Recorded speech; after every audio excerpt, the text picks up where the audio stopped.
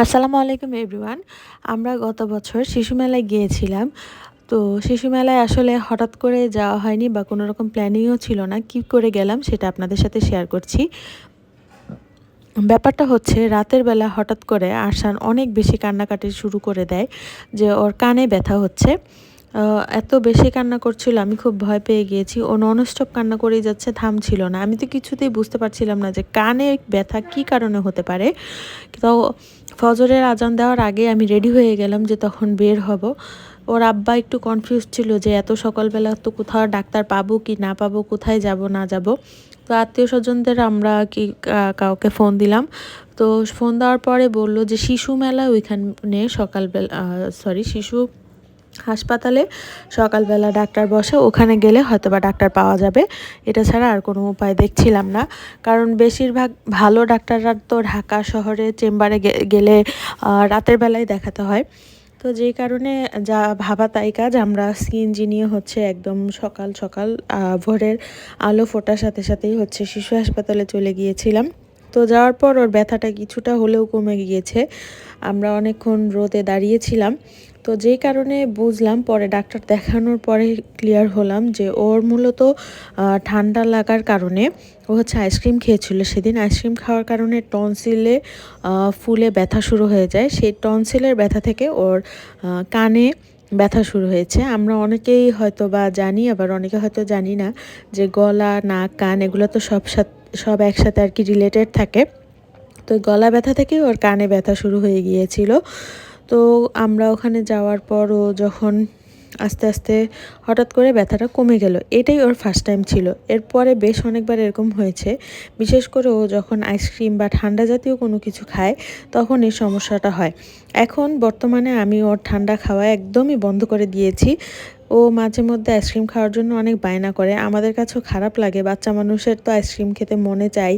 বিশেষ করে যখন অনেক বাচ্চারা একসাথে থাকে, সবাই আইসক্রিম খায়, ও খেতে পারে না, তখন আরও বেশি মন খারাপ করে। তো প্রথম ওকে অনেক কষ্ট হতো বোঝাতে। এখন একটু বড় হয়েছে, এখন নিজেই বুঝতে পারে যে আইসক্রিম খাওয়ার সাথে সাথে ওর প্রচণ্ড পরিমাণ কানে ব্যথা শুরু হয়ে যায়। এজন্য আর দেই না। ডাক্তার বলেছে যে বড় হলে আস্তে আস্তে ঠিক হয়ে যাবে। এখন তো ও ছোট বাচ্চা, ওর অ্যালার্জির কারণে এই সমস্যাটা হয়। এটা হচ্ছে ওর কোল্ড অ্যালার্জি থেকে হয়। তো আপনারা অনেকেই জানেন যে শিশু হাসপাতালের একদম সাথেই জাস্ট একটা ওয়ালের ওপাশেই হচ্ছে শিশু মেলা। তো আমরা যখন সিরিয়ালে ছিলাম, রুগীর সিরিয়ালে, তখন ও হচ্ছে ওখান থেকে এই মেলার রাইডগুলো দেখছিল আর বলছিল, বাবা আমরা ওখানে যাব প্লিজ। তো ওর যখন শরীরটা একটু ভালো লাগে নিয়ে আমরা ওকে ওখানে যাই। আর দুপুরবেলা আমরা হচ্ছে বাইরে খাবার খেয়েছিলাম। তো সেইগুলো আর ভিডিও করা হয় নাই। আমরা অনেক বেশি ক্ষুধার্ত ছিলাম, আরশান তো একদম আসতেই চাচ্ছিল না। তো এত ক্ষুধা লেগে গিয়েছিল যে ভিডিও করার মতন আর এনার্জি ছিল না। তো ওর বাবা জাস্ট কয়েকটা পিক তুলেছিল, সেগুলো আপনাদের সাথে শেয়ার করলাম।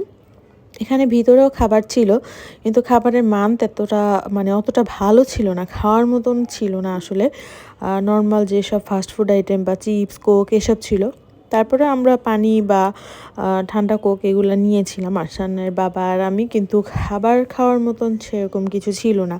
তো ওখান থেকে ডিরেক্ট সিএনজি নিয়ে আমরা হচ্ছে চলে গিয়েছিলাম বনানীর পাক্কি বিরিয়ানি সম্ভবত নাম ছিল, আমার ঠিক মনে নেই। তো ওখানে যেয়ে আমরা আর কি বিরিয়ানি ট্রাই করেছিলাম।